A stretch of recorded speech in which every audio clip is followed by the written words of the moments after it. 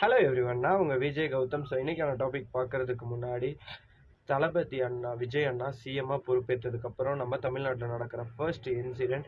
So இந்த incident உண்மையிலுமே வெளியிலேருந்து ஒரு ஆள் அந்த பிள்ளைய தூக்கிட்டு போய் கொடூரமான செயலை செஞ்சு கொலை பண்ணதா அப்படின்ற மாதிரி தான் இந்த கேஸ் ஒரு கோணத்தில் விசாரிக்கப்பட ஆரம்பிச்சிச்சு.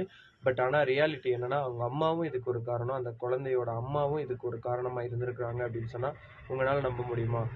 அதுதாங்க உண்மை. வாங்க இந்த வீடியோ ஃபுல்லாக பாருங்கள். கடைசி வரைக்கும் பார்த்தீங்கன்னா உங்களுக்கு தெரியும் அந்த இன்சிடெண்ட்டுக்கு பின்னாடி யார் இருக்கா, என்ன நடந்துச்சு அப்படின்னு சொல்லி.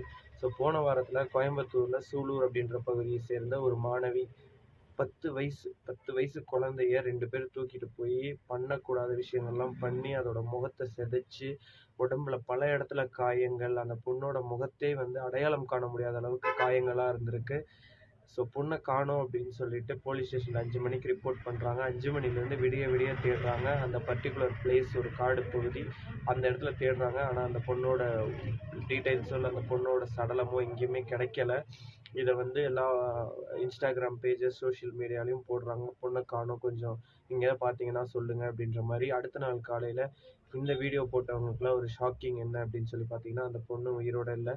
அந்த பொண்ணு முகம் சிதையப்பட்டு ஒரு அடர்ந்த வனப்பகுதியில் போட்டிருந்துருக்காங்க. எங்கன்னு பார்த்தீங்கன்னா, அவங்க வீட்டிலேருந்து ஒரு 30 மீட்டர்ஸ் ஜோனில் தான், ரொம்ப பக்கமாக அந்த விளாத்திக்குளம்ல நடந்த அதே இன்சிடெண்ட் மாதிரி. பட் ஆனால் அங்கே நடந்த இன்சிடெண்ட் வேறு, இங்கே நடந்தது நீங்கள் கேட்டிங்கன்னா உங்களுக்கே நெஞ்செல்லாம் பதபதைக்க வைக்கும். அந்த மாதிரி ஒரு இன்சிடெண்ட் தான் இங்கே நடந்திருக்கு. அப்போ அந்த 2 பேர்த்த உடனடியாக இம்மீடியட்டாக கிட்டத்தட்ட 12 ஹவர்ஸ்க்குள்ளே போலீஸ் அந்த அதுக்கு பின்னாடி யார் இருக்கா அப்படின்னு சொல்லி கண்டுபிடிச்சி அரெஸ்ட் பண்ணிட்டாங்க. ஸோ இதை பற்றின தெளிவான டீட்டெயில் என்ன அப்படின்னு சொல்லி பார்த்தீங்கன்னா, அந்த குழந்தைய அந்த அன்னைக்கு அவங்க கடத்திட்டு போகிற அன்னைக்கு அந்த அந்த குழந்தைய பெற்ற அம்மாவுக்கு மதுபானம் வாங்கிட்டு கொடுத்ததாகவும், அந்த மதுவை குடிச்சிட்டு அவங்க ஃபுல் போதையில் இருந்ததாகவும், அடுத்த நாள் காலையில் பக்கத்து வீட்டுக்காரங்க போய் எழுப்பி அவங்கள கூப்பிடுற வரைக்கும் அந்த குழந்தை காணாமல் போன விஷயமே அவங்களுக்கு தெரியாதுன்ற மாதிரியும் பக்கத்து வீட்டில் இருந்து ஒருத்தர் நமக்கு பிரத்யேகமாக பேட்டி கொடுத்துருக்காங்க. கோவை மீடியா அப்படின்ற ஒரு எக்ஸ்க்ளூசிவ் சேனலுக்கு பேட்டி கொடுத்துருக்காங்க.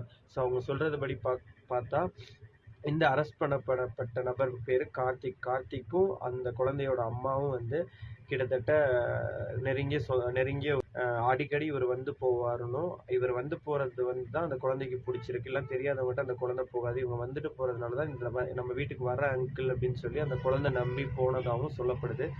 ஸோ இந்த இந்த ஒரு குற்ற செயலுக்கு பின்னாடி அவங்க அம்மாவும் ஒரு விதத்தில் ஒரு காரணமாக இருந்திருக்காங்க அப்படின்றது தான் ரொம்ப